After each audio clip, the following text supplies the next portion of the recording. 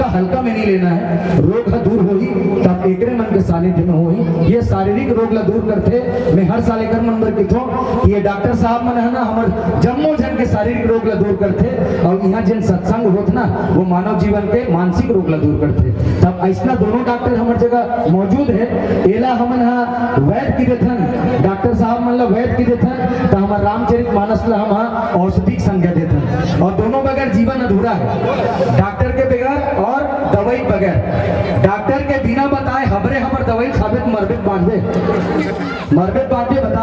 हर साल किथों में है डॉक्टर बताही तबे दवाई खाबे का।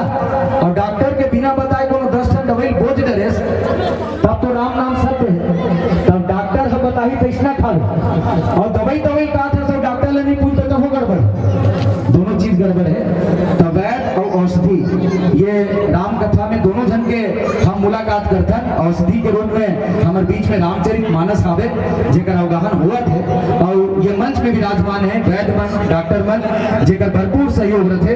प्राथमिक स्वास्थ्य केंद्र सुडुम और हमारे प्रभारी डॉक्टर राजेंद्र बाबू ये मंच में आए अपन पूरा टीम के साथ। मैं टीम ला बहुत बहुत शुभकामना प्रेषित करता हूँ, धन्यवाद ज्ञापित करता हूँ।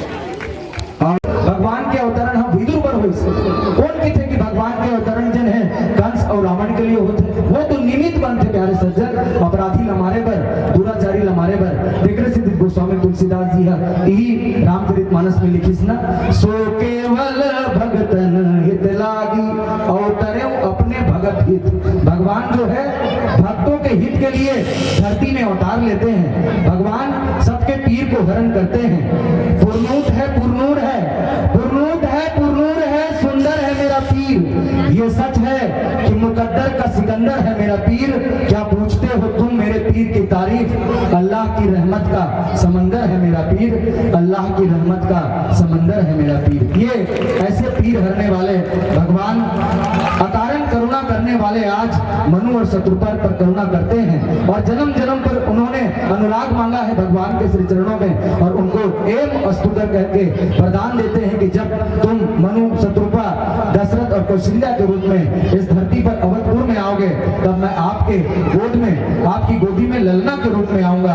और सचमुच भगवान का प्रादुर्भाव होता है राजा दशरथ और रानी कौशल्या के घर में। आइए मंच पर उपस्थित मंचस मंडली को विदाई देने के लिए